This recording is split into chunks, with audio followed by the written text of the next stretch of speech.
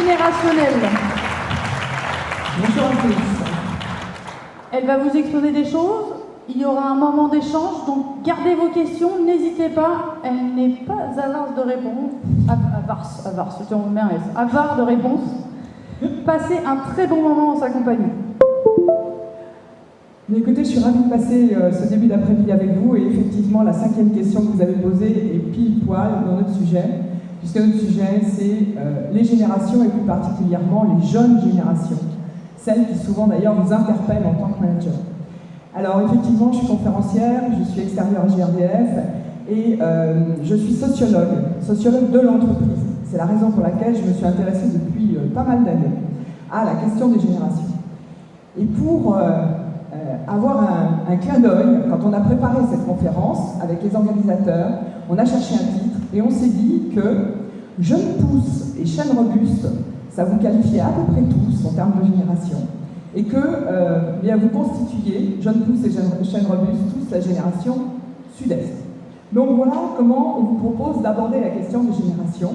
Et plus concrètement, on va d'abord, avant de rentrer dans la question de la fidélisation, mais on en verra bien d'autres, le recrutement, le management, la motivation, etc., etc. Je vous propose d'abord qu'on fasse un tour sur la cartographie des générations. C'est-à-dire, quand on parle de génération, on parle de quoi aujourd'hui? Souvent d'ailleurs, on vous pose la question, mais moi je suis quelle génération? J'ai entendu des tas de trucs, là, je suis... Et bien voilà la réponse. Aujourd'hui, on identifie 6 générations. Les toutes premières générations, la première génération qui a été repérée, c'est la génération qui commence en 1920 et qui se termine en 1945. Une génération longue, qu'on a nommée une génération silencieuse, parce que, individuellement, ils étaient plutôt silencieux, puisque très dans l'obéissance. Une génération longue qui est assez proche de la deuxième génération, alors là, que vous connaissez, parce qu'elle vous concerne, elle nous concerne, ce sont les papy-boomers. Les papy-boomers, ils sont nés entre 45 et 65. Ces papy-boomers, aujourd'hui, ils sont allés aux alentours de la soixantaine. C'est ceux bientôt qui vont partir en retraite. En ce moment, on ne sait pas trop à quel âge, mais en tout cas, voilà, ils s'approchent de la sortie. Ils sont toujours en entreprise. Et ces deux générations-là, elles ont des similitudes, elles ont une proximité, notamment parce qu'elles étaient plutôt sur des valeurs verticales.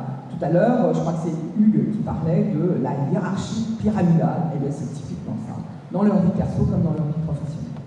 Troisième génération, c'est la génération X. Elle est née entre 65 et 80.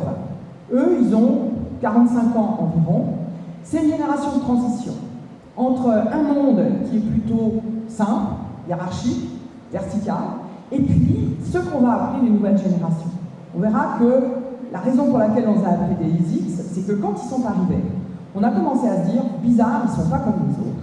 Bizarre, ils sont comme des inconnus parce qu'on ne sait pas les nommer. Voilà. Les générations se raccourcissent. Vous remarquez, 65, 80, on est sur 15 ans. Voilà. Ça commence à devenir beaucoup plus court. Et vous allez voir que ça va s'accélérer encore. Et puis on bascule à partir des années 80 dans une génération qui va beaucoup nous interpeller, qui est la génération Y, 80-95, une génération qui se nomme comme ça, alors d'abord parce que XY c'est la suite, mais aussi parce que cette génération-là, la question qu'elle pose en permanence c'est « bah pourquoi ?» Vous lui dites « appuie sur F5 », elle vous dit « bah pourquoi ?» Arrive à l'heure, bah pourquoi ?» Le Y en anglais, qui du coup leur a laissé le Y de cette génération. Ils ont 35 ans environ aujourd'hui, 30-35 ans. Proche d'elle également, arrive la génération des X, des Z, pardon, excusez-moi, la génération des Z. X, Y, Z, on continue. Ces Z, alors eux, là, ils nous interpellent. Pourquoi? Parce que ce sont les 95-2010, allez, ils ont entre les plus vieux aux 22 ans, hein, environ. Ces X, ils nous interpellent d'autant plus que quand ils se nomment eux-mêmes, ils s'appellent la génération des 1900. C'est-à-dire que pour eux, les vrais Z, c'est ceux qui sont nés après 1900. Et vous savez comment ils nous appellent, nous tous là, qui sommes nés avant 1900, ils nous appellent les 2000. Ils nous appellent, pardon, excusez-moi, je reprends, je me suis trompé dans l'explication, donc on efface tout, on recommence. Ils s'appellent, eux, la génération Z, Z s'appellent les 2000, c'est-à-dire la génération qui est née après 2000. Et nous, ils nous appellent les 1900. C'est-à-dire que là, on prend un très sérieux coup de vieux, puisque pour eux, les vrais n'ont que 10 ans sur cette génération-là, 2000-2010. Voilà. Et puis enfin, la dernière génération qu'on repère, ce sont les alphas. Les alphas, c'est peut-être vos enfants, si vous avez des jeunes enfants, puisqu'ils sont nés entre 2010 et 2000. Voilà. Et ceux-là, bien évidemment, à nouveau, ils appartiennent à ces jeunes générations qui ont des similitudes, et on verra au fil de la conférence. Alors, j'ai été très politiquement correcte entre les chaînes robustes et les jeunes pousses, parce que je n'ai pas vraiment mis la limite à un endroit, je vous laisse décider vous-même. Et puis ce que je vous propose, parce que maintenant vous savez quelles sont les générations qui sont présentes, on va faire un petit appel à la salle. Est-ce qu'il y a des Z ici? Non, pas de Z. Est-ce qu'il y a des Y? Vous levez la main? Ouais, bien, super. Est-ce qu'il y a des X? Ah ouais. Donc X, Y. Et est-ce qu'il y a des baby boomers? Non. Donc vous êtes majoritairement sur la génération des X, génération de transition, et la génération des Y qui est la première jeune génération. Alors, on va aller voir ensuite qu'une génération, ça prend son origine dans une époque. C'est-à-dire que c'est pas par hasard si tout d'un coup une génération se comporte essentiellement avec des caractéristiques générationnelles. Ça vient du moment où elle est née, où elle a été née. Alors, on va reprendre très vite. Génération silencieuse, 1920, le monde est rude, mais le monde est simple. Surtout l'éducation. L'éducation, c'est une éducation stricte. Les enfants sont élevés pour être propres, obéissants, dire bonjour, merci, s'il te plaît, ne pas interrompre les adultes, être sage, être très sage. Voilà. Le monde est simple, et quand ils arrivent bien sûr dans l'entreprise, ces générations-là, l'obéissance, le management vertical n'est pas du tout un problème. Et effectivement, ils sont habitués à l'obéissance, au devoir, au respect. Voilà. Arrive en 1945, la génération des baby boomers. Qu'est-ce qui se passe en 1945? Ça, vous avez tous la réponse. La fin de la Seconde Guerre mondiale. C'est une génération qui va être une génération de la reconstruction et des 30 glorieuses. Ça va être important pour eux parce qu'ils vont avoir le goût de l'effort, de l'ascension sociale.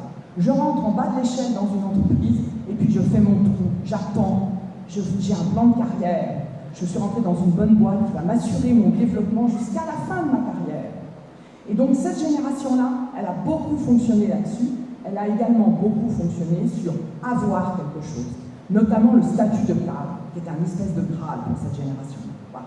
Donc une génération qui est marquée autour de ces éléments-là. Arrive en 1965, la génération des X. Alors là, vous êtes beaucoup dans cette... Les X, génération de transition, je l'ai dit, c'est surtout... Alors vous allez me dire, c'est anecdotique. Ben, pas du tout. Il faut que j'éloigne un peu mon micro, Charlotte. J'ai de l'écho. Voilà. Est-ce que ça va mieux comme ça? Ça va. Super, merci Charlotte. Génération des X, arrivée des supermarchés. Anecdotique, pas du tout. Les supermarchés, c'est le choix. Cette génération-là, elle veut deux choses. Elle veut d'abord avoir du choix. Choisir son métier, choisir sa vie. Elle veut aussi avoir plusieurs vies dans une vie. Elle veut être un père ou une mère de famille accompli, avoir un job intéressant, avoir des amis, faire des barbecues le week-end, être passionné par le sport, être passionné par la photo, partir en vacances, plein de choses. Comme une boîte à chaussures, où il y a plein de trucs qui tiennent dedans, c'est leur vie, et à chaque fois ça déborde. C'est une génération aussi qui veut pour la première fois concilier vie personnelle et vie professionnelle. Et là, ils sont dans la culpabilité ils ne sont jamais au bon endroit. Parce qu'ils n'y arrivent pas à concilier vie personnelle et vie professionnelle. Alors, par exemple, ils n'assistent pas souvent au match de foot, l'entraînement du match de foot de leur petit dernier. Ils décident d'y aller. Parce qu'on leur a dit, bah non, t'es jamais là, tu penses qu'à ton boulot, t'es jamais là, regarde-moi ça. Les autres parents, ils y vont, pas toi. Donc il a décidé, ou elle a décidé, de vraiment partir de bonne heure et pouvoir y aller. Et puis au dernier moment, évidemment, 17h, 17h30, 17h45, 18h, elle n'arrive toujours pas ou il n'arrive toujours pas à partir. Parce qu'il culpabilise. Bah oui, mais si je vais voir l'entraînement de foot de mon gamin, et puis que j'ai encore du boulot, je me sens coupable. Et puis quand je fais l'entraînement de foot de mon gamin, je suis coupable parce que je ne suis pas au boulot. Et puis réciproquement. Une génération déchirée. Déchirée entre des envies différentes, des choses contradictoires qui n'arrivent pas à réconcilier. Voilà aussi pourquoi c'est une génération de transition entre un monde ancien et un monde nouveau. Le monde nouveau, il arrive en 80. En 80, Ce qui change fondamentalement, c'est l'éducation. Pour la première fois, on élève les enfants, non pas pour qu'ils soient sages, polis, obéissants, etc. Non, on les élève pour qu'ils découvrent, qu'ils aient du plaisir, qu'ils jouent, qu'ils apprennent en jouant, qu'ils aient la parole, on leur demande leur avis, on leur explique des choses, y compris aux jeunes bébés qu'on laisse pour la première fois avec une nounou. On lui parle, on lui explique, tu sais, elle est super gentille, papa, maman t'aiment toujours, ils s'en vont pas loin, ils sont là demain matin, il y a 6 mois. Hein.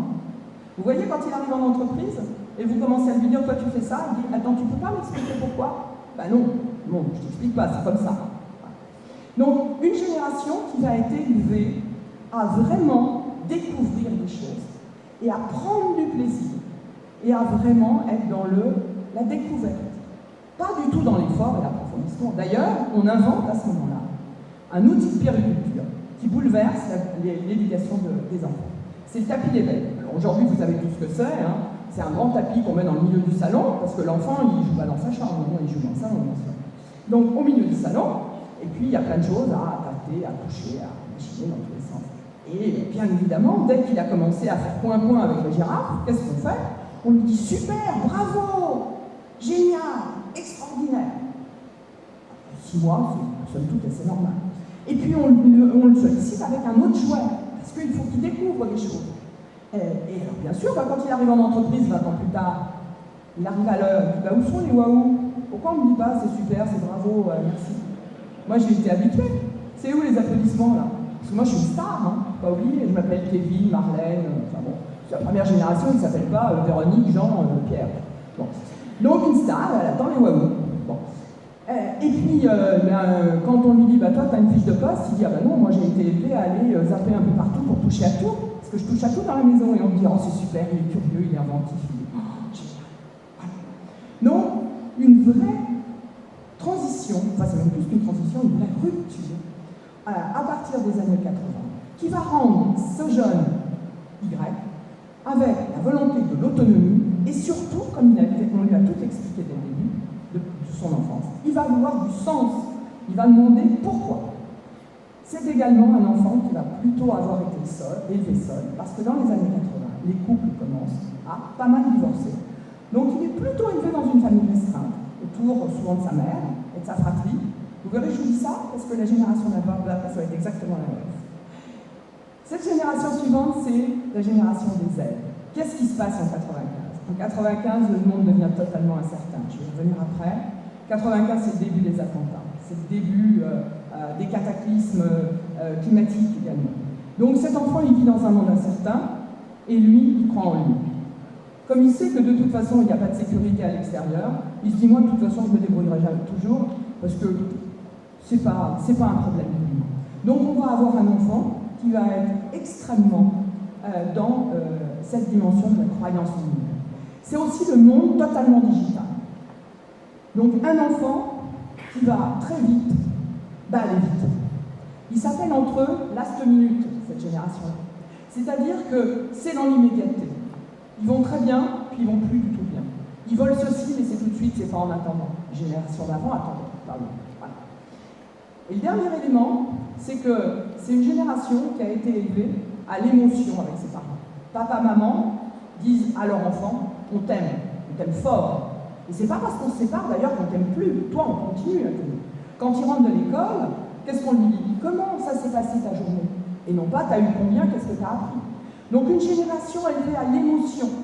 Donc une génération très émotionnelle, last minute et de tribu. Ça va vous intéresser aussi dans les entreprises quand vous allez avoir des jeunes collaborateurs. Parce que cette génération, elle a été élevée dans des familles recomposées, avec des quarts de cousins, des familles où certaines semaines on est 5 parce qu'il y a les parents, il y a les enfants du père, d'un premier mariage de la mère, et puis lui avec son père et sa mère actuelle. Donc une tribu mouvante dans laquelle il se repère très très bien. Voilà. Donc à chaque fois, des événements de la société qui vont produire la génération avec ses caractéristiques de génération. Alors pour terminer, vous allez voir que ça c'est un continuum. L'évolution, il y a un moment de rupture, c'est les années 80, mais on voit comment le rapport à un certain nombre de choses va avoir évolué. D'abord, le rapport au temps, ça c'est facile, hein. On est dans le temps long, dans les générations papy boomer, génération silencieuse boomers, et puis l'immédiateté de la génération Z que j'ai vécue. Mais il y a aussi un élément qui vous intéresse, vous, dans l'entreprise. C'est que pour les générations anciennes, on avait un métier, un employeur. Et en plus, on était content. On était reconnaissant à l'employeur de nous donner de l'emploi. Parce que c'était une bonne boîte. On était sûr d'avoir du travail. On nous proposait un CDI, le Graal, le CDI, avec une entreprise qui était une sécurité qu'on n'allait pas facilement quitter d'ailleurs. Hein. Les baby-boomers, ils sont tatoués aux couleurs de l'entreprise. Hein. Ils ont souvent fait qu'un employeur, ou alors ils s'en sont séparés dans des conditions dramatiques. Quasiment un divorce pour faute, avec beaucoup d'affectivité négative autour de tout ça. Voilà. Les jeunes générations, plusieurs métiers, plusieurs employeurs, et même pas d'employeurs, parce que 50% de cette génération veut être auto-entrepreneur. Donc, on passe d'un monde de l'entreprise, vous allez voir, qui est complètement différent. Et puis, autre élément aussi qui vous concerne, c'est qu'avant, le plan de carrière était absolument, mais extraordinaire pour un salarié. On me propose un développement avec un plan de carrière. Je vais pouvoir grimper dans la hiérarchie de l'entreprise. Alors aujourd'hui, ça c'est bullshit. Ils n'en veulent absolument pas. Ça les effraie. À tel point d'ailleurs que si vous prévoyez un plan de carrière pour les jeunes générations, ne leur dites pas tout de suite. Gardez-le pour vous. Parce que sinon, ils vont s'enfuir. Ils vont avoir peur. Donc le CDI, ça fait peur. Le plan de carrière, ça fait peur. Tout ça, c'est remplacé par quoi? C'est priorité à ma vie. Les jeunes générations, elles veulent quoi? Équilibre vie personnelle, vie professionnelle et importance de la vie personnelle. Avant, c'était importance de la vie professionnelle. Voilà. On va se retrouver donc dans une nouvelle donne. Aujourd'hui, la donne est complètement changée sur plusieurs points de vue et on va prendre 5 caractéristiques différentes, enfin 5 composantes différentes de cette nouvelle donne. La première, d'abord, c'est Guilhem qui en a parlé un peu tout à l'heure, c'est ce qu'on appelle le monde VUCA. Alors en anglais c'est VUCA, on le trouve dans la littérature comme ça, en français c'est VUCA, par traduction. Le monde VUCA c'est quoi? On est d'abord dans un monde, c'est le monde d'aujourd'hui, hein. Vous allez voir, c'est aussi simple que ça. Le monde d'aujourd'hui il est volatile, ça bouge tout le temps, ça n'arrête pas de bouger. Il n'y a rien qui est stable. C'est un peu comme la balançoire, le trapèze volant, là, changement permanent. La seule chose qui change c'est l'amplitude, la rapidité, la force, la vitesse. Voilà. Deuxième élément, c'est un monde incertain. C'est-à-dire que l'imprévisibilité est la mise.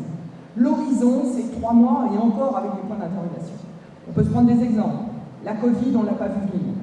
Le Brexit, on ne l'avait pas vu venir. Et puis la guerre en Ukraine qui enchaîne le Covid. Et puis, voilà. Les événements climatiques qui se succèdent. Je ne sais pas si vous avez vu, hein, voilà. La carte d'Evelyne Delia, il y a quelques années, qu'elle proposait pour les années 2050, et ben c'était celle de la semaine dernière. Voilà. Ça, on le savait pourtant, hein, que le changement climatique il était là. Mais même là, quand on sait, on est encore surpris d'un certain nombre. Donc, caractère totalement incertain, horizon bouché à plus de 3 mois. Point d'interrogation de moi. Troisième élément, la complexité du monde. La complexité du monde, elle se caractérise par des éléments qui sont tout le temps en interaction les uns avec les autres. Alors en ce moment, il n'y a plus de moutarde. Pénurie de moutarde en France. Bon, très bien, on se dit, oh, il doit y avoir un problème avec la production de moutarde. Ah oui, il y a une difficulté avec la production de moutarde, ça c'est clair. Mais il y a aussi le fait que c'est lié aux pesticides qu'on ne peut plus mettre, c'est lié aux abeilles qui ne sont plus là. Mais c'est lié aussi au fait que les graines de moutarde qui sont achetées au Canada, en ce moment, elles ne viennent pas. Parce qu'il n'y a pas suffisamment de containers, parce que les Chinois ont bloqué les containers. Vous avez l'impression que dès que vous prenez quelque chose, tout est dans tout, vous tirez, puis tout a des implications. Souvent, on confond complexité avec complication. Un Airbus, c'est compliqué. Ça veut dire que techniquement, c'est très élaboré. Mais la notice de montage est extrêmement volumineuse, mais à chaque fois qu'on monte et qu'on démonte un Airbus, on va obtenir rigoureusement la même chose. C'est totalement prévisible. C'est lié à un savoir-faire technique. La complexité, c'est lié justement à l'aléa. C'est-à-dire que jamais ça se comporte 2 fois de la même manière. Je vous ai mis le plat de spaghettis parce que c'est la métaphore habituelle qu'on utilise.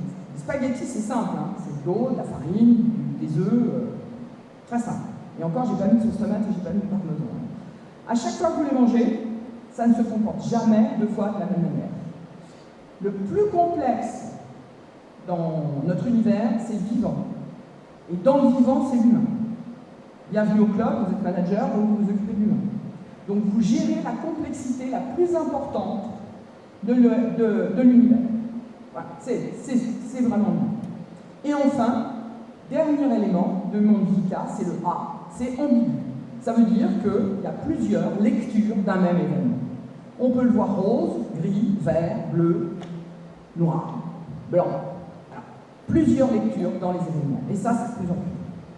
Ça, c'est la première caractéristique de cette nouvelle donne. La deuxième, vous êtes en plein cœur du sujet, c'est la prise de conscience et l'importance qui est accordée à l'écologie.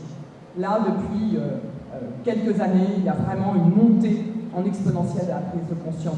Elle est généralisée, notamment chez les jeunes, où c'est le seul sujet d'angoisse des jeunes générations. Quand vous demandez aux jeunes générations si elles sont angoissées, elles vous répondent que non, elles croient en elles, que ouais d'accord, le monde s'émerveille maintenant, mais eux ils croient en eux, tout va bien, ils vont se débrouiller. La seule chose qui les angoisse, c'est l'angoisse climatique. Voilà. Donc eux, ils ont encore plus de prise de conscience que l'ensemble des autres. Et là, bon, vous le savez, hein, il y a une vraie volonté d'avoir des énergies propres. Ça a deux conséquences qui nous intéressent en tant que manager dans les entreprises. Premièrement, c'est l'attention bien évidemment sur la ressource naturelle et sur l'économie. Vous êtes manager dans une entreprise, la partie économique de la dimension économique vous intéresse, donc là on a une tension sur l'économie. Mais surtout ce qu'on a, c'est qu'on a un impact sur l'attractivité de certaines entreprises. À la fois pour les clients, mais aussi pour les collaborateurs. Et on voit bien comment certaines entreprises, je peux prendre Total par exemple, a des vraies difficultés, alors qu'avant Total était un vrai attracteur pour les jeunes talents. On venait chez Total de façon extrêmement massive, il a candidaté. Et bien là, ils ne viennent plus, ils viennent beaucoup moins, et quand ils viennent, ils challengent au recrutement en disant mais qu'est-ce que vous faites réellement au-delà d'un greenwashing avec une communication qui est appropriée. Ce qu'on veut, c'est savoir réellement quels sont vos engagements, vous Total, sur cette dimension-là. Parce que pour moi, avant de signer dans une entreprise, ça c'est essentiel. Et donc on a une position des collaborateurs qui est aussi forte que celle des clients sur ces aspects. Troisième élément, c'est la Covid. Alors la Covid n'a pas changé la donne du rapport au travail. Très souvent on nous dit « Ah, le rapport au travail après la Covid, ça a été totalement modifié ». C'est pas vrai. La Covid a été un amplificateur, un accélérateur des évolutions. Mais par contre, ça a été une évolution extrêmement forte, très rapide, même pas 2 ans. 18 mois, on avait complètement changé le rapport au travail. Si vous regardez les chiffres que je vous ai mis sur le slide, le rapport au travail a changé pour pratiquement 60% des salariés pendant cette période de Covid, avec les différentes périodes de confinement. Et notamment, ce que veulent les collaborateurs, toutes générations confondues, c'est une prise en compte du bien-être au travail pour 60% des collaborateurs. Le deuxième élément, c'est donner du sens pour 30% des collaborateurs, encore une fois, toutes générations confondues. Le télétravail est souvent quelque chose que l'on met en exergue depuis la sortie des périodes de confinement, et on a beaucoup de négociations dans les entreprises. Alors, la négociation, c'est est-ce qu'on met 1 jour, 2 jours, 3 jours. Certains sont en train de réfléchir plus largement, parce que le télétravail, c'est que l'arbre qui cache la forêt d'une vraie mutation du travail. Et la mutation du travail, elle est beaucoup plus forte que ça. C'est notamment la conciliation de la vie personnelle et professionnelle. Parce que ça, aujourd'hui, tous les collaborateurs, même les générations des papy-boomers, qui n'étaient pas piqués à ça au début, ils se disent, après tout, c'est pas si mal que ça. Moi, j'ai tout sacrifié là, à l'entreprise, j'ai pas vu de dormir mes gosses, mais après tout, ils ont raison, les jeunes. Pas idiot leur truc. Moi aussi, j'en profiterai bien un peu. Puis, j'ai beaucoup donné, quand même. Bon, je soufflerai bien un peu. Donc, la conciliation vie personnelle, vie professionnelle, c'est vraiment quelque chose qui est extrêmement important. Le deuxième élément, c'est la distanciation par rapport au travail.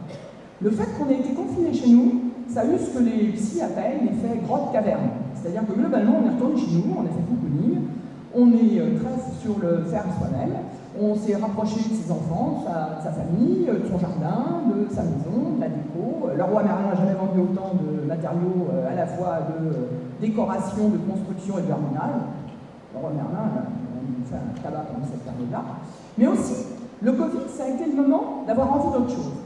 Alors, on a vu quelque chose qui vous concerne là sur la fidélisation des collaborateurs.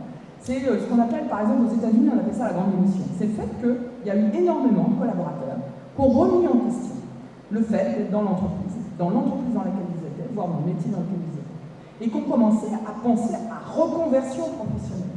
Alors, les Y sont particulièrement concernés. On a énormément d'Y. Quand je dis énormément, c'est qu'on a pratiquement 20% des Y qui aujourd'hui ont fait ou vont faire une reconversion professionnelle. Une partie aussi de cette envie d'autre chose, ça tourne autour d'être son propre employeur. C'est-à-dire non plus d'aller dans une entreprise, mais de faire son travail soi-même. Voilà. Donc vous voyez les modifications que ça commence à induire sur l'entreprise. Les deux derniers éléments, c'est la nouvelle organisation du travail, on appelle ça le travail hybride, mais pour vous donner un exemple, ça c'est comment on fait pour ajuster entre le physique, présentiel, et le distanciel, plutôt digital. Mais on est aussi, par exemple, certaines entreprises sont en train de négocier sur la semaine de 4 jours. C'est-à-dire faire son temps de travail en 4 jours pour pouvoir dégager 3 jours de week-end. Et ce n'est pas des entreprises loufoques, hein. Vous avez Michelin qui réfléchit à ça. Donc c'est vraiment des entreprises industrielles. Et puis bien sûr, mais ça vous le savez, c'est plutôt sociétal, mais ça concerne aussi dans les entreprises. Hein. C'est les métiers qui sont télétravaillables et les métiers qui ne sont pas télétravaillables. Et là, on voit aussi une fracture. Donc un rapport au travail qui a vraiment été modifié avec un accélérateur avec la Covid. Conséquence de tout cela, c'est une forte tension sur le marché du travail. Ça aussi, c'est une surprise. Hein. C'est quelque chose qui est apparu en septembre 2021. À la même période, au mois de juin l'année dernière, tout le monde pensait que septembre, ça allait être un raz-de-marée de montée du chômage. Parce que des entreprises qui avaient été tenues un peu à bout de bras pendant la période du Covid avec le quoi qu'il en coûte, allaient véritablement avoir des défaillances à la rentrée. Eh bien, pas du tout. En septembre, on n'a jamais eu autant d'offres d'emploi.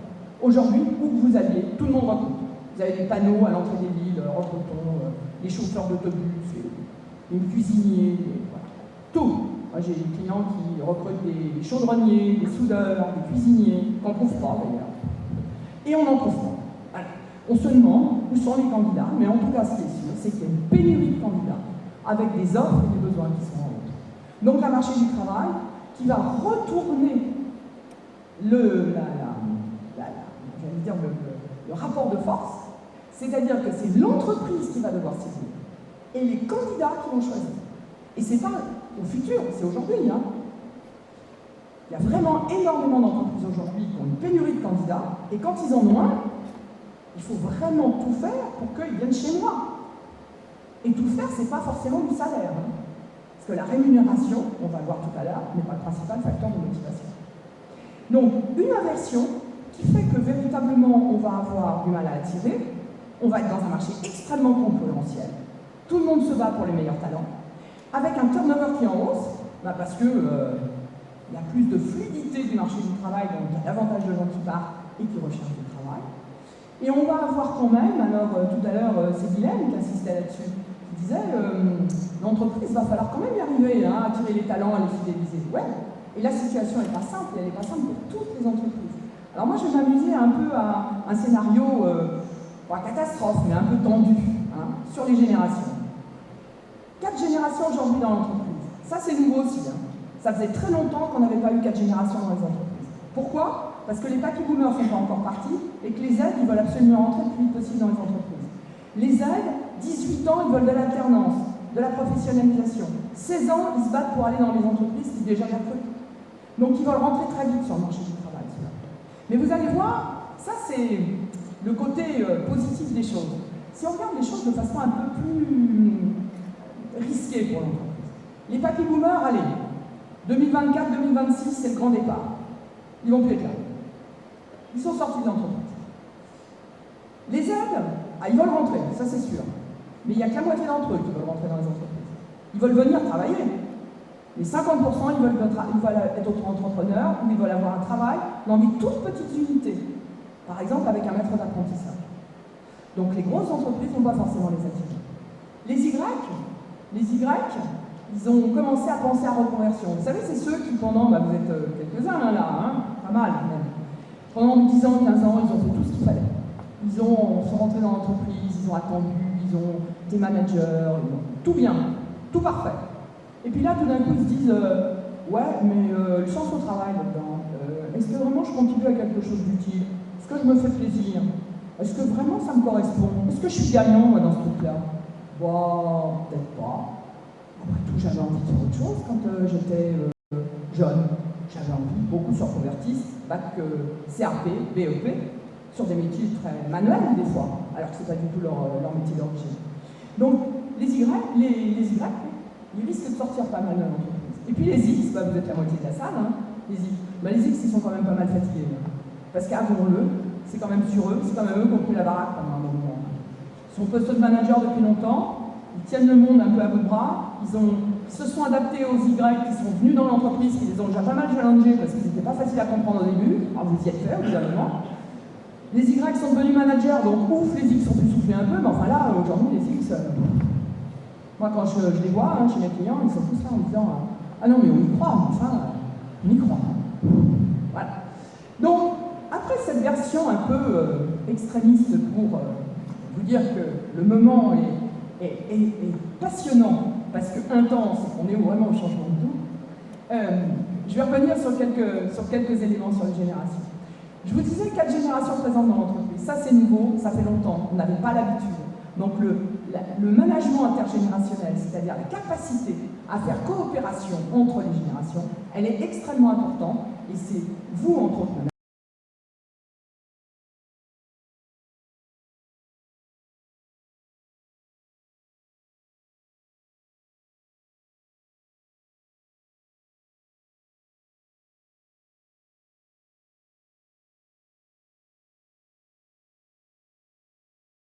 qui ont détenu la clé. Je vous rappelle une chose, hein, plus les équipes sont hétérogènes, plus elles sont riches. Donc ça veut dire que la coopération va être d'autant plus intéressante en intelligence collective parce que vous allez avoir une variété de profils, et notamment générationnels. Sauf que, ou pas sauf, mais le rapport au temps est totalement différent. Un papy boomer, ça réfléchit sur 10 ans, ça peut même attendre 10 ans. Alors d'ailleurs, si vous voulez quelqu'un qui soit fidèle pendant 10 ans, prenez un papy boomer à 10 ans de la retraite. Vous êtes peinard. Il vous fera le temps, sans problème. Bon, un vrai moteur diesel. Ah, juste. Les X, le rapport au temps, c'est environ 5 ans. Les Y, 2 à 3 ans. Les Z, c'est immédiat. La preuve, c'est qu'un Z, je ne sais pas si vous en avez comme parmi vos collaborateurs, c'est bien le lundi, c'est moins bien le mardi, etc. Voilà. Leur fidélité, pareil, en fonction des générations absolues pour les papy boomers, et puis uniquement dans l'émotion, le plaisir et l'immédiateté pour les Z. Et puis enfin, et ça vous concerne, le rapport au manager. Un papy boomer, ça respecte son manager, parce que son manager, il est souvent plus ancien que lui, ou même s'il n'est pas plus ancien, il a un statut. Et donc du coup, le papy boomer respecte l'ancienneté et le statut.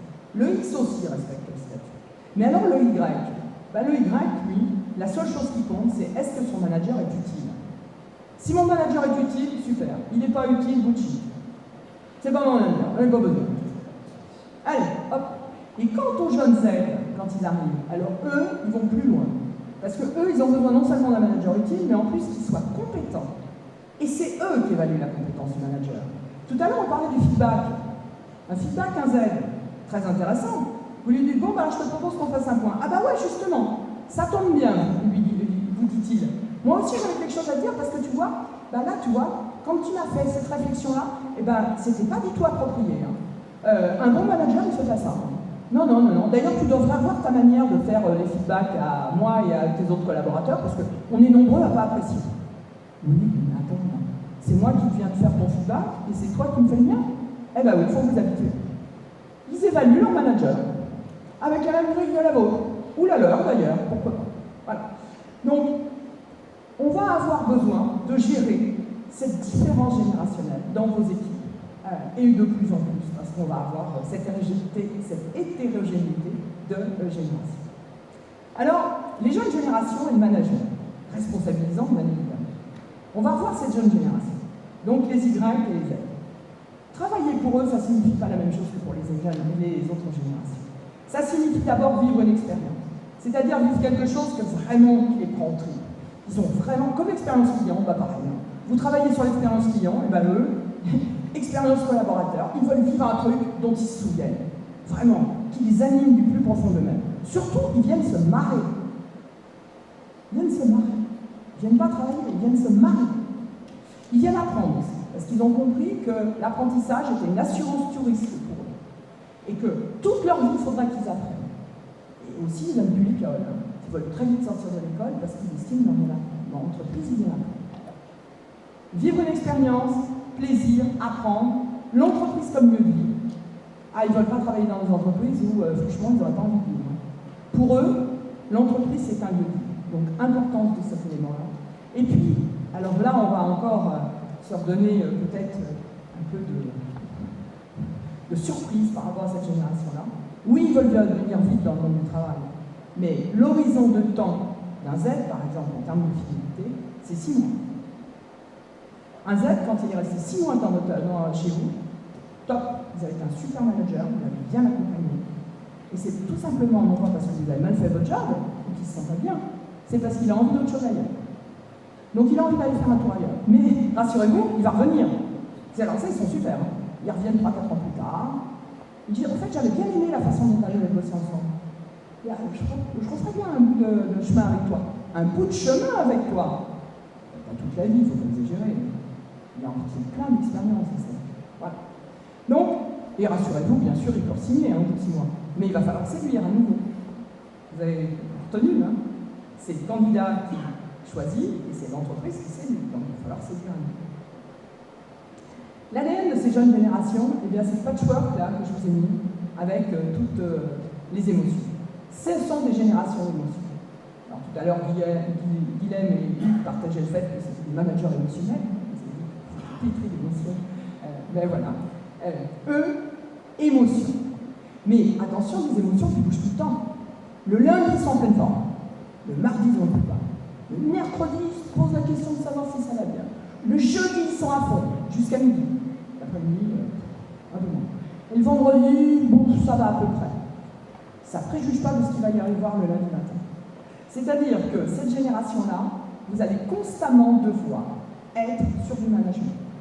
Les jeunes générations ont besoin d'être managées de façon extrêmement régulière et extrêmement proche. Donc proximité et quasi permanence du management. Ils bougent tout le temps, beaucoup de choses en même temps, voilà. Et surtout, ces jeunes générations, ils croient en eux. Rien ne leur fait peur.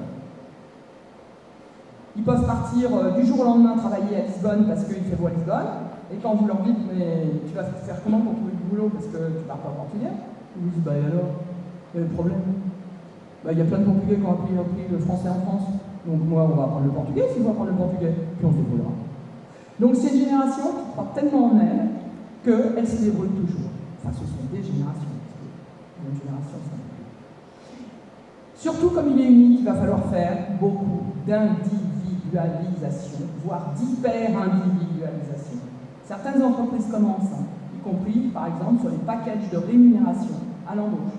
Le package vaut le même montant annuel.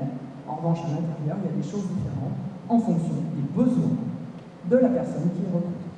Par exemple, sur une mutuelle plus musclée ou une place en crèche ou encore une voiture fonction.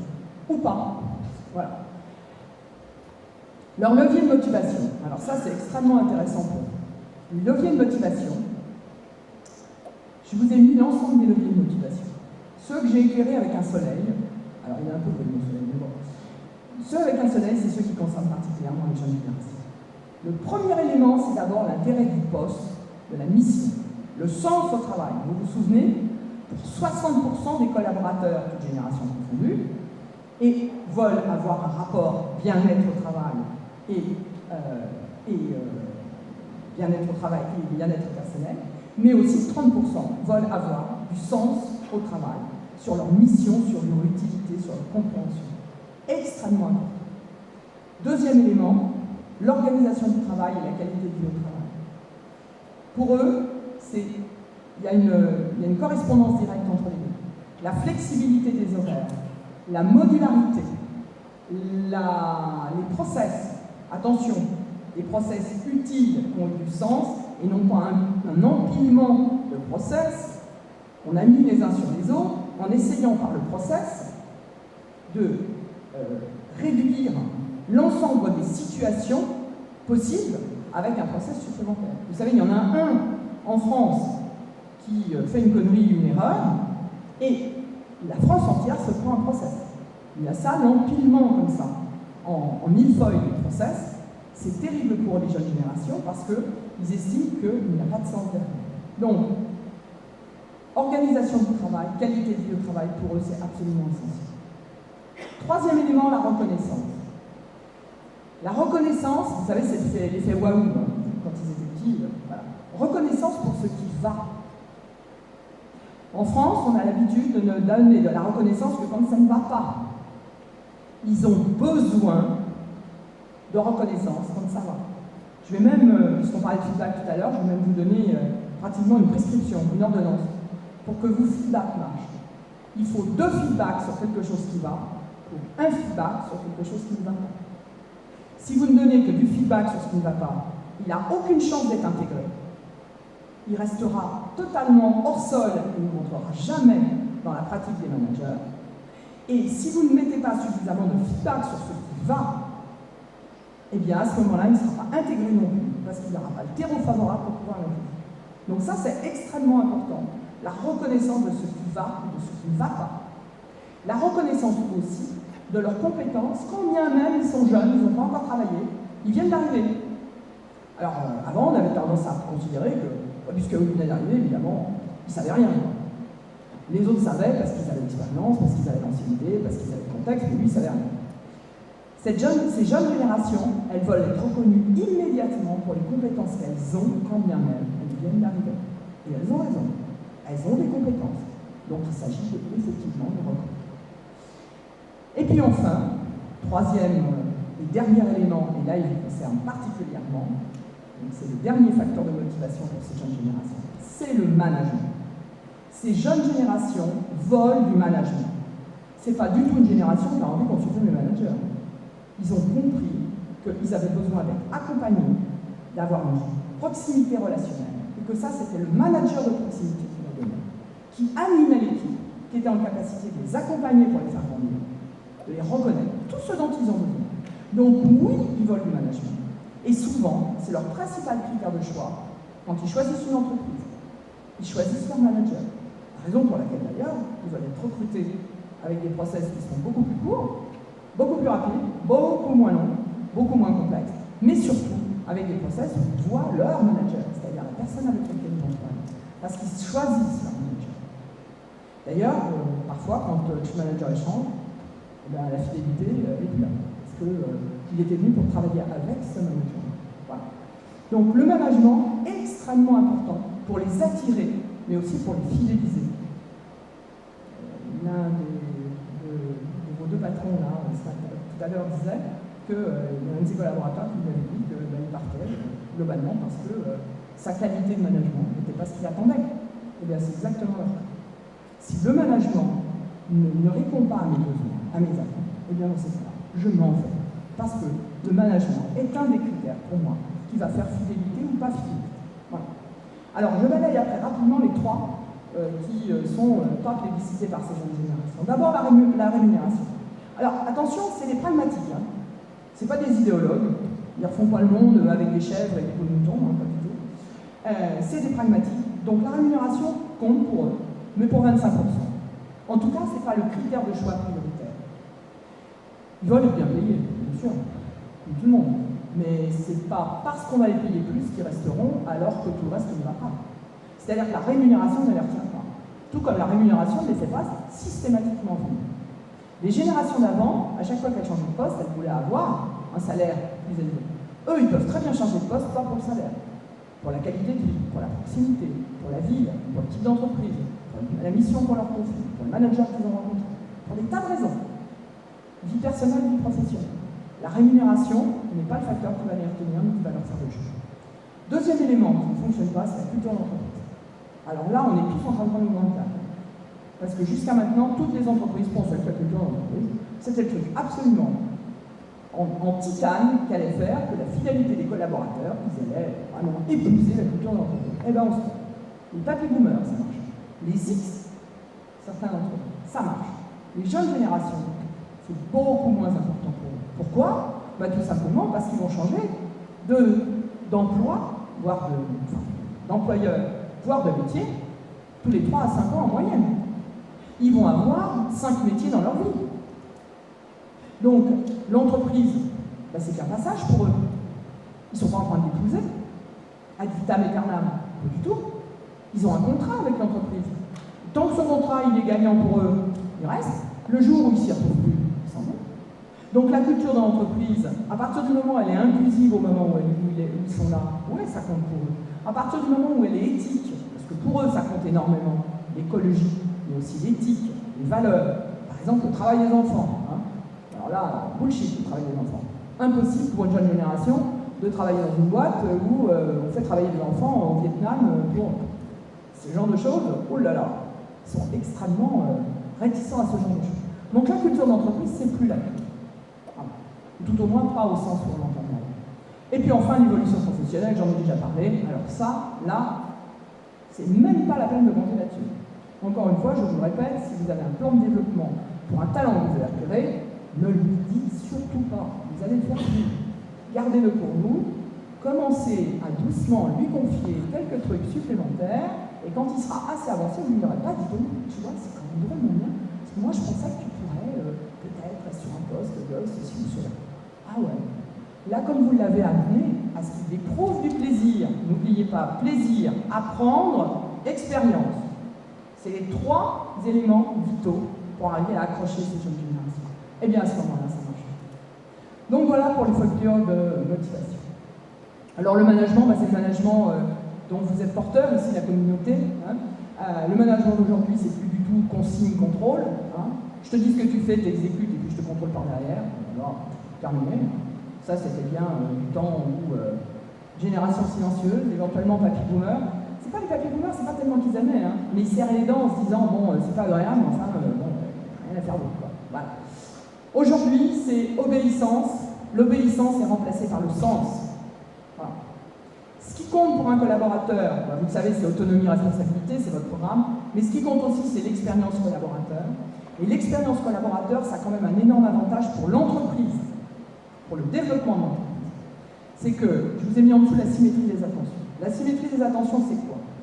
On sait que quand un collaborateur se sent bien, est traité de manière responsable, bienveillante, et bien à ce moment-là, il va traiter le client de manière responsable et bienveillante. Donc, plus le collaborateur est satisfait, plus il va réussir à satisfaire le client. Donc, dans une société où il est important que le client soit satisfait, parce que évidemment, c'est le développement de votre entreprise qui est en jeu, eh bien, le fait, vous, manager, d'apporter du bien-être à vos collaborateurs va leur permettre de bien traiter les clients. Donc ça, extrêmement important pour le management d'aujourd'hui et de demain. Alors maintenant, si on regarde un peu les différents cas de management. On va commencer par celui-là, d'abord. Vous, manager, qui êtes-vous? D'abord, vous êtes un manager centré sur l'humain.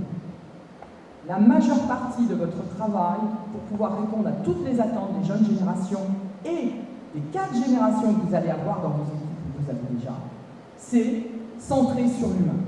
Les soft skills. C'est quoi les soft skills? C'est la disponibilité, l'attention, l'esprit d'équipe, l'empathie, l'écoute, voilà, la bienveillance, dont on a parlé tout à l'heure. Voilà. Donc, et pas les hard skills. Les hard skills, c'est toutes les compétences métiers. Alors ici, chez GRDF, je sais, pour beaucoup, vous êtes issus de la filière technique. Et c'est parce que vous étiez excellent dans la filière technique, très performant, que vous avez été nommé manager pour la plupart d'entre vous. Donc, c'est dur d'abandonner son identité profonde technique. Et bien pour autant, pour ce qui vous attend aujourd'hui et demain, il faut absolument que vous soyez des managers de l'humain, beaucoup plus que des managers de la technique. Et surtout, il va falloir que vous fassiez confiance, à la fois aux jeunes pousses et aux chaînes robustes. Alors généralement, les chaînes robustes, vous arrivez mieux à leur faire confiance, parce qu'ils sont plus solides, ils sont plus rassurants, voilà, ils ont un peu le cœur tanné, donc ça va. Les jeunes pousses, parfois c'est compliqué de leur donner votre confiance. C'est absolument indispensable. Tous les collaborateurs ont besoin de la confiance de leur manager pour pouvoir donner le meilleur d'eux-mêmes. Or, pendant très longtemps, on a entendu, et c'est mon métier au départ, les formateurs de managers, ça fait longtemps, qui disaient attention, la confiance, ça ne se donne pas, ça se gagne. Eh bien, taratata, c'est faux. Il faut absolument que vous donniez votre confiance d'emblée, et s'il y a besoin, vous en retirez les petits bouts. Et non pas, moi je ne donne pas ma confiance, il va falloir qu'ils viennent la chercher. Ah bah vous êtes tranquille avec les jeunes générations, ils ne viendront jamais la chercher. Hein. Ils s'en vont avant d'avoir commencé le chemin pour venir la chercher. Ils veulent la confiance d'emblée. Alors attention, ça ne veut pas dire irresponsabilité. Hein. Je discutais avec quelques-uns de vos collègues hier. Bien sûr, dans un cadre qui est sécurisé. Ça, c'est votre job. Vous allez lui donner votre confiance dans un cadre sécurisé. Vous n'allez pas vous retrouver avec des problèmes gravissimes. Mais confiance, c'est absolument indispensable, à la fois pour les jeunes pousses et les jeunes pousses, c'est-à-dire pour toutes les jeunes. Alors maintenant, comment on fait pour manager les jeunes collaborateurs? Alors souvent, ça c'est votre grand... Comment on fait pour arriver à manager ces gens? Ils sont quand même un peu différents. Alors moi, je vous ai donné quelques clés. La première, c'est que le management doit se faire avec les 4 éléments que vous avez sur la première ligne. Premièrement, expliquer, donner du sens. Obligatoire. Si vous ne leur donnez pas le sens, c'est même pas la peine. Vous pouvez leur dire pendant des jours, appuie sur F5, s'il vous dit pourquoi et qu'il n'a pas la réponse, c'est même pas la peine, il n'appuiera jamais sur F5. Voilà. Donc il va falloir expliquer, c'est-à-dire donner du sens, et il va falloir répéter. Non pas parce qu'il est débile, non pas parce qu'il ne fait pas attention, non pas parce qu'il s'en fout, comme j'entends souvent, mais non, parce que nous avons tous besoin de répétition pour pouvoir apprendre. C'est l'art de la pédagogie. Depuis le début de la conférence, il y a déjà des choses que je vous ai racontées plusieurs fois. Et je pense que vous êtes tout à fait et attentif, et ouvert, et en état de comprendre. Simplement, la répétition est absolument indispensable pour l'apprentissage. Et le troisième élément, c'est ne pas lâcher sur l'essentiel. Vous savez, comme la vague sur la falaise, tous les jours. Alors, entre autres, un truc arrive à l'heure. Les jeunes générations sont souvent en décalage horaire, je ne sais pas si vous avez remarqué, ils ne sont pas sur le même fuseau horaire que les autres. Globalement, la journée commence à bien à 11h. Voilà. Alors quand vous leur dites qu'il faut être là à 7h30 le matin, 7h30, c'est inhumain. Bah si, tu vas voir, tu vas t'habituer, hein, il faut simplement que ce soit calé. Voilà. Donc, ça c'est indispensable parce que ça a du sens dans votre métier. Donc il ne va pas falloir relâcher. Et tous les jours, il va falloir revenir. Puis le jour où il est à l'heure, il va falloir dire bravo, super effort, félicitations. Alors vous allez me dire, mais vous êtes folle, on va quand même pas tous leur dire bravo parce qu'ils arrivent à l'heure. Non. Mais à lui, le premier jour, il arrive à l'heure. Oui, oui. Parce que sinon, s'il ne voit pas la différence par rapport au jour où il est en retard, il sera en retard la prochaine fois. Hein. Et il va dire, bah, c'est pas la peine, hein. Hier, quand j'étais à l'heure, tu m'as rien dit. Donc, vraiment, ça va être sur mon feu d'horaire, qu'est-ce que tu veux que je te dise, moi? Voilà. Donc, expliquer le sens, répéter, ne pas lâcher, et bravo. Le deuxième élément qui marche très bien avec les jeunes générations, c'est pas d'attendre qu'ils sachent tout pour commencer. Non, faites-les expérimenter et apprendre au fur et à mesure. Et apprendre à marcher. C'est une génération qui n'intègre les éléments que quand elle en a besoin ici et maintenant. Il y a un exemple que vous avez certainement tous vu, soit en formation, vous leur avez fait toute la formation jusqu'au bout, 2 heures. Plus ils sont jeunes, moins leur temps de concentration est long. Pour les aides, le temps de concentration, c'est 10 minutes. Donc quand vous leur faites 2 heures, vous voyez à peu près ce que ça donne. Vous avez perdu leur temps, eux aussi. Vous savez, vous leur avez bien mis tout le contrat de travail, tout le plan de développement, jusqu'au bout. Et puis, il a besoin d'un mutuelle, il vous appelle. Allô, dis donc, la mutuelle, ça marche comment? Tu te fous de moi, attends, je t'ai expliqué pendant 2 heures, on termine. Non, mais j'en ai pas besoin, donc, il va falloir leur donner les informations au fur et à mesure où ils en ont besoin, et donc les faire expérimenter au fur et à mesure, et qu'ils posent pour pouvoir apprendre au fur et à mesure. Voilà, on marche. Principe de facilité. Alors là aussi, c'est comme complètement contraire, certainement, à tout ce que vous avez vécu, vous les plus anciens, quand vous êtes rentrés dans l'entreprise. Il faut que ça soit dur pour que le métier rentre. Eh bien non, le métier ne rentrera jamais avec ces jeunes générations par la difficulté. Elle rentrera par la facilité. Donc le principe, c'est commencer par le plus facile. Commencez par ce qui réussissent. Même qu'ils réussissent un peu. Parce que souvent aussi, vous êtes perfectionniste. Donc tant qu'il n'a pas réussi à 110%, eh ben, il avoir sa médaille. Du ah bah tu vois, il arrive. Non, non, ouais, c'est pas mal, enfin quand même. Et alors ça, c'est dévastateur pour leur motivation, donc pour leur fidélité. Donc il va falloir aussi commencer par ce qui est facile pour qu'ils réussissent. Ils apprennent, et nous apprenons tous, par la réussite. On a besoin de réussir. Et puis le management. Alors tout à l'heure, on avait déjà parlé du management où il ne fallait pas tirer sur les pousses. Hein. On avait déjà pris une métaphore jardinière, tirer sur les pousses. Non, il faut les arroser, bah là je reprends. Alors eux, il faut les arroser, souvent mais pas longtemps. Mais souvent. Allez, je peux encore vous faire une ordonnance. Au moins une fois par jour. Pas longtemps, hein, 3 minutes, mais authentique. Je le regarde dans les yeux, je l'appelle par son prénom, je lui demande s'il va, j'attends la réponse, et je suis vraiment intéressée parce qu'il a mieux. Non pas, bon alors, ça va je me souviens jamais de ton prénom, mais bon, c'est pas grave, tu me diras la prochaine fois. Ah ben, terminé, vous l'avez perdu là, fini. Un manager, ça. Une traduction, il va pas. Donc, souvent, mais pas longtemps. 2 minutes authentiques, 3 minutes authentiques, mais souvent. Sinon, il est en stress hydrique, il n'a pas assez d'eau, il n'a pas assez de motivation, il n'a pas assez de reconnaissance, il n'a pas assez de proximité de son manager. Et donc, il est plus motivé. Et vous le perdez en fidélité. Et puis surtout, et ça j'ai déjà dit, regardez aussi ce qu'il a, le verre à moitié plein et pas uniquement à moitié vide. Là encore, c'est un tropisme français. En France, on regarde toujours tout ce qui reste à faire et jamais ce qui est déjà fait. Changeons. Ça, c'était pour les jeunes générations. Maintenant, on va voir les collaborateurs plus seniors. C'est bon, pas les oublier, ceux-là. Ils sont utiles. Ils sont utiles pour plein de choses. La phrase du début, vous savez, chez les jeunes collaborateurs, expliquer, répéter, ne pas lâcher, bravo, elle se transforme en... Alors, moi j'ai un client un jour qui m'a dit ça, et je vous le livre. Un senior, ça aime qu'un chef, sa chef. C'est simple. Ça veut dire quoi? Ça veut dire qu'un senior, ça attend que son chef il prenne ses responsabilités, c'est-à-dire qu'il décide, qu'il arbitre et qu'il assume. Parce que quand même, il est là pour ça. Donc, le senior a besoin que vous, manager, vous décidiez, vous arbitriez, vous assumiez. Mais aussi, il a besoin que vous structuriez les choses et que vous anticipiez. Un senior n'est pas du tout habitué à un monde, il n'a pas commencé à travailler dans un monde où ça changeait tout le temps. Il a commencé à travailler dans un monde qui était stable. Donc, l'anticipation, le changement n'est pas... L'anticipation est une nécessité pour lui, et le changement, ce n'est pas du tout son ADN. Donc, il va falloir effectivement aussi structurer, planifier, anticiper pour un senior. Voilà. C'est pas facile dans un monde incertain comme le nôtre. Ça nécessite un vrai talent de votre part. Il va falloir aussi solliciter son expérience et sa mémoire. Alors, le senior aime beaucoup raconter ce qui se passait dans le temps. Et c'est pas complètement inutile, parce que là-dedans, il y a quand même des choses à récupérer. Pas tout, mais des choses à récupérer.